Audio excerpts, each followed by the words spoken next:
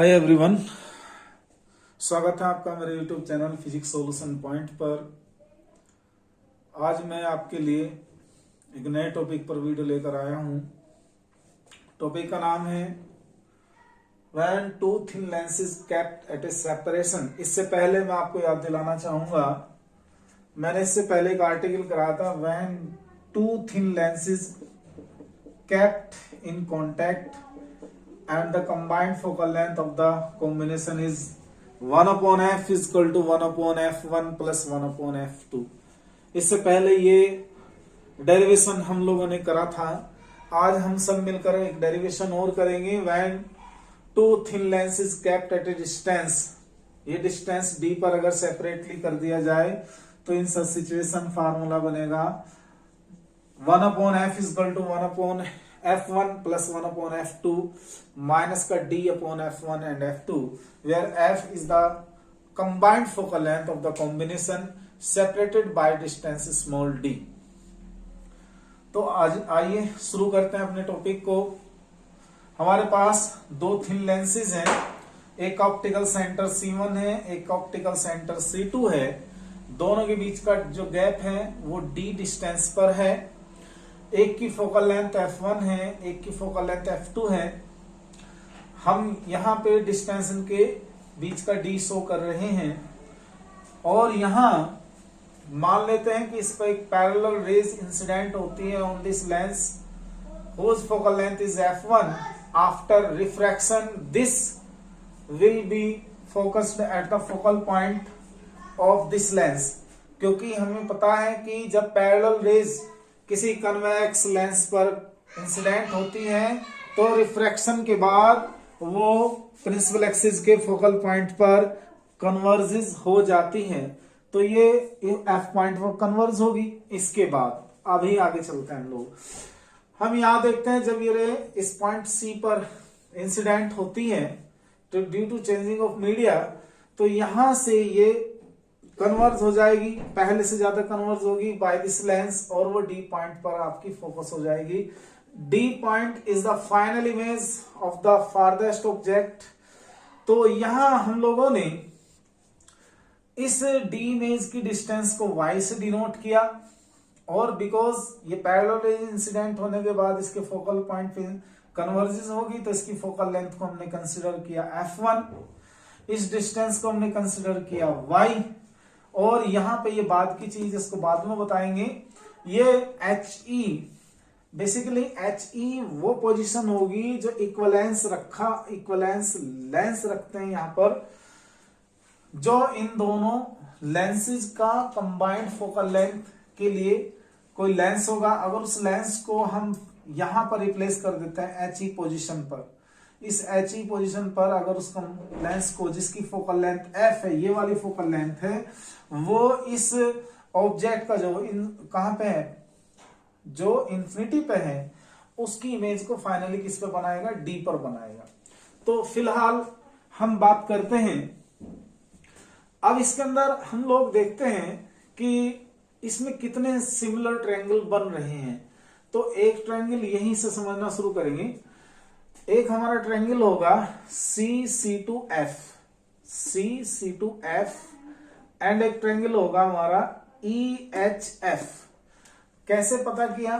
Because ये angle 90 degree है, ये एंगल 90 डिग्री, दोनों इक्वल होंगे और ये कंबाइंडली कॉमन एंगल है दोनों के लिए। ये हो गया हमारा 90 डिग्री, हाँ ये दोनों एंगल, सॉरी ये एंगल और ये एंगल दोनों इक्वल हैं। जब ये एंगल दोनों इक्वल हैं, ये 90 डिग्री है, तो इससे हम बताते हैं कि ये सिमिलर ट्रायंगल हुए, दोनों सिमिलर ट्रायंगल हुए। पहचान हो चुकी है सिमिलर ट्रायंगल की। सिमिलर ट्रायंगल कौन कौन से हैं? EHF and CC2F। तो दो सिमिलर ट्रायंगल ये हुए और एक सिमिलर ट्रायंगल और लेना है हमको, वो होना चाहिए हमारे पास BC1F यहां से, और एक ट्रायंगल होना चाहिए हमारा सिमिलर ट्रायंगल चाहिएगा हमको, ये वाला आ जाएगा CC2F। तो ये दोनों सिमिलर ट्रायंगल के लिए हम बात करते हैं। ओके, आप इस फिगर को अच्छे से देख लें बेटा, एक बार रिमाइंड कर लें।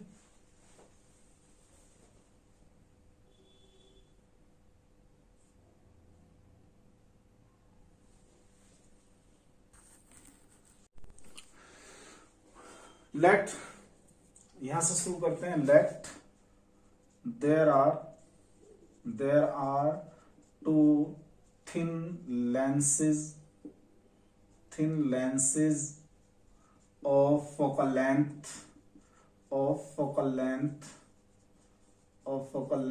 f1, f2 separated by distance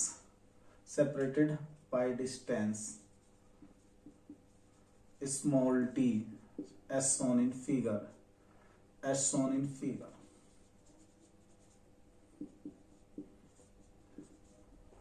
All the respective distances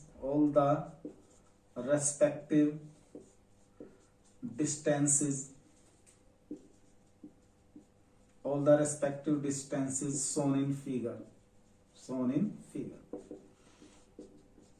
इतना करने के बाद now यहां से शुरू करते हैं बेटा। now for length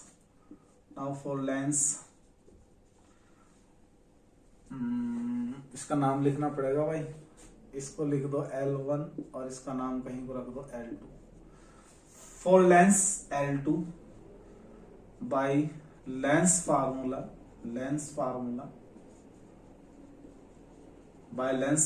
you should use this formula 1/f, it is equal to 1/v minus 1/u. Here we see that the focal length of lens L2 1/f2. The distance of the final image for this lens is y, 1/y.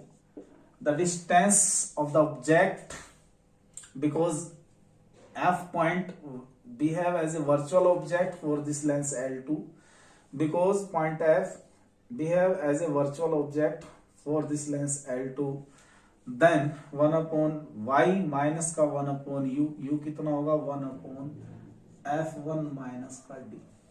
Is that clear? आप इतना कर लेंगे। अच्छा, इसके बाद हम लोग क्या करते हैं, 1/y it is equal to 1/f2 और ये प्लस का 1/f1 माइनस डी कर लेंगे। LCM both of them f2 f1 minus का d, ये क्या बनेगा f1 माइनस का d प्लस का f2 1/y। ये इक्वेशन बना लेंगे। This is the equation number 1। आप इसे याद भी रखेंगे, इसकी हमको आवश्यकता भी पड़ने वाली है बाद में। 1/y it is equal to f1 minus d plus f2 into f1 minus का d। मैं इसे यहां पर लिख लेता हूं क्योंकि मुझको ये रब करना है फिलहाल। f1 प्लस f2 माइनस का d divide over f1 minus का d। This is the equation number, यहां लिख देता हूं बेटा इसको, इक्वेशन 1। इतना करने के बाद अब हम यहां पे दो सिमिलर ट्रायंगल लेते हैं बेटा, दो सिमिलर ट्रायंगल। एक तो ले लेते हैं हम लोग C to D और एक सिमिलर ट्रायंगल ले लेते हैं हम लोग EHD। पहले आप इसका स्क्रीनशॉट ले लें या वीडियो पॉज करके आप इसको नोट कर लें बेटा, फिर मैं आपको दूसरी इक्वेशन लेता हूं इसके लिए।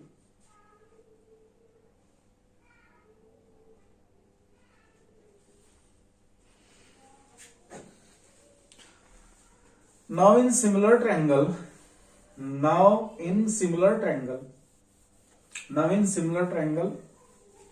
अब दो सिमिलर ट्रायंगल लेते हैं, कौन कौन से। नाउ इन सिमिलर ट्रायंगल नाम लिखो EHD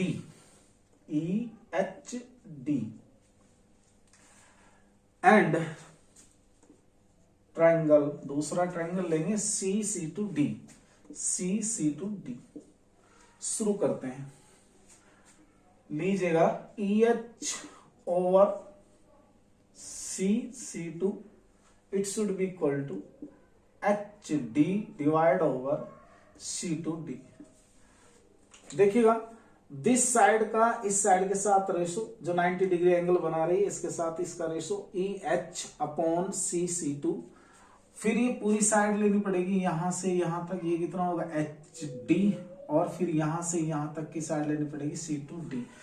this is the equation number 2। बाद में देखेंगे क्या होना इसका। इसके बाद now in similar triangle, now in similar triangle, now in similar triangle, now in similar triangle. अब सिमिलर ट्रायंगल एक ही रहा भाई, ये देखेंगे एक ही हो जाएगा BC1F, पूरा लेना पड़ेगा BC1F, BC1F and triangle, similar triangle होगा BC1F और एक होगा हमारा CC2F, CC2F।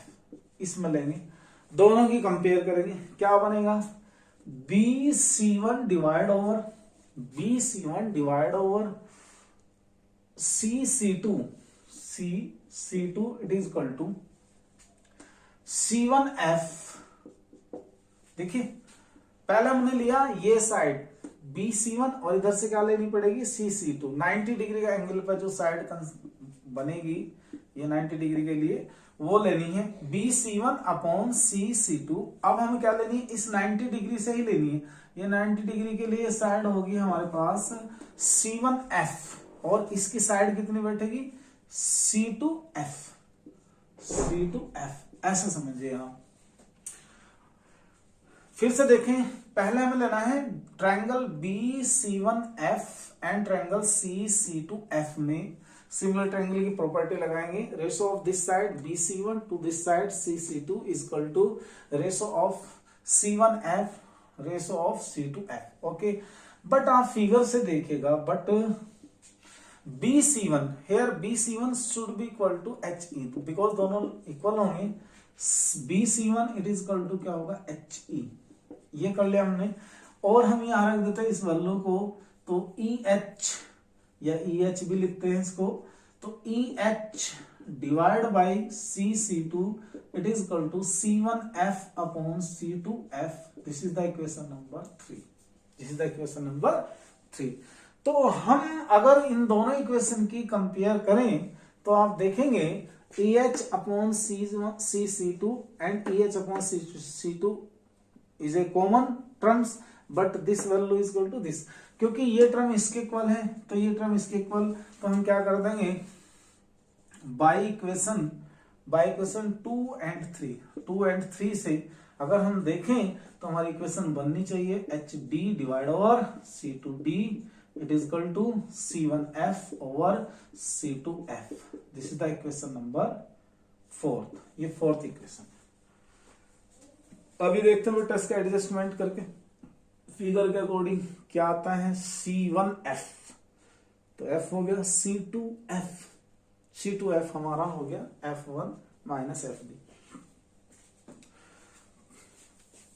अब देखिए बाय फिगर, फिगर क्या कहती है बाय फिगर से देखें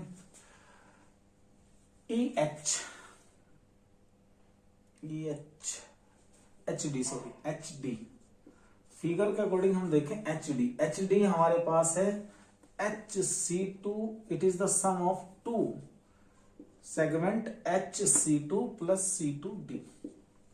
तो HD बना X प्लस का Y और एक टर्म बनेगी C2D देखें C2D Y शो किया हुआ तो Y, C1F हुआ फोकल लेंथ F1 और C2F आप दिखाएं कितना है C2F बना F1 माइनस का D। Putting these values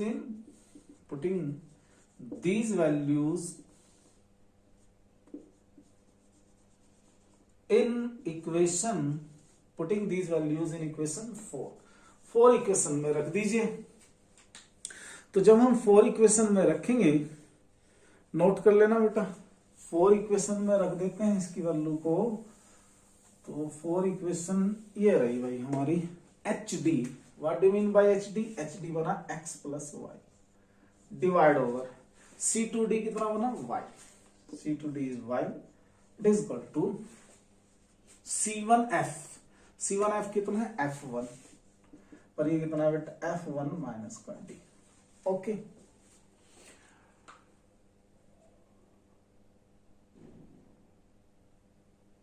okay, अब समझने की बात है यहां से बेटा, इसमें हमें देखना पड़ेगा ये जो डिस्टेंस हमारी x प्लस वाई, अगर हम यहां पे एक लेंस रख दें, ऐसे एक लेंस रख दें जिस लेंस की फोकल लेंथ क्या हो, कैपिटल एफ कह दूं या मैं स्मॉल एफ कह दूं, तो आप ये समझिए कि एक रे आए ऐसे ऐसे सीधा इंसिडेंट हो जो पैरेलल हो प्रिंसिपल एक्सिस के, तो after refraction this rays should be converged at this point D. तो कहने का मीनिंग ये हुआ कि x तो इसके लिए क्या होगी x प्लस वाई, ये कंबाइंडली फोकल लेंथ होगी किसकी, इस इक्वलेंट लेंस की, जिसको हम तब रखेंगे जब हम इन दोनों को रिप्लेस कर दें। तो यहां बताएंगे here x plus y is the equivalents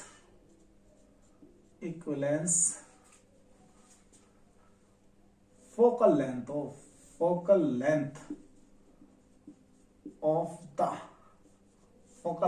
of the किसकी फोकल लेंथ है बेटा, focal length of the equivalent lens.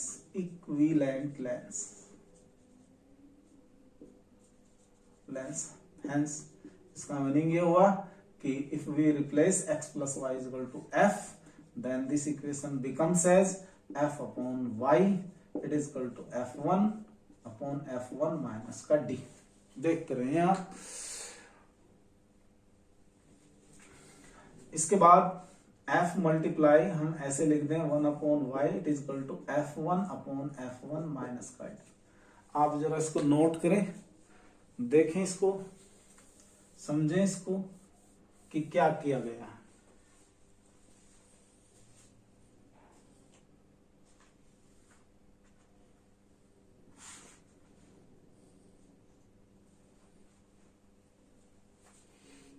Okay बेटा, अब देखिए, अब हमें इसकी आवश्यकता नहीं रही, इसको हटा देता हूं मैं, काफी स्पेस कवर किया हुआ था इसने। देखने का काम, हमने पहले ही 1 अपॉन वाई की टर्म में एक इक्वेशन बनाई हुई है, f1 plus f2 minus D divide over f2 into f1 minus D. तो हम यहां यूज कर लेते हैं, use equation 1, we get f into f1 plus f2 minus का d divide over f2 f1 minus d। तो हमारी ये वैल्यू किसके इक्वल आ रही है, f1 अपॉन f1 माइनस का d। इस पूरी टर्म से ये कैंसिल हो गया, f into f1 plus f2 minus का d divide over f2, it is equal to f1। इसकी मल्टीप्लाई करते हैं इधर, f into f1 plus f2 minus का d, it is equal to f1 f2। आगे बढ़ते हैं, इस वाली टर्म को इसके डिवाइड में ले आते हैं, f1 प्लस f2 माइनस का d divide over f1 f2, it is equal to 1 upon f। इसको इसके डिवाइड में ले जाओ और इसको इसके, तो इसे सोल्व कर दो, सिंप्लीफाई कर दो, देखते हैं क्या बनेगा। हम लोगों का एक आर्टिकल आना चाहिए in terms of 1 upon F. तो ये क्या बना, 1 upon F, it is equal to f1 upon f1 f2 plus f2 upon f1 f2 minus का d upon f1 f2। Solved it, 1 upon f1 से f1 कैंसिल हुआ, 1 upon f2 plus f2 से f2 cancel हुआ, 1 upon f1 minus का d upon f1 f2। और simplify, 1 upon f is equal to 1 upon f1 plus 1 upon f2 minus का d upon f1 f2। This is the required result. This is the equivalent focal length of two thin lenses separated by distance small d. आप इसको note कर लें, इसका screenshot लें या pause करके इसको नोट कर लें.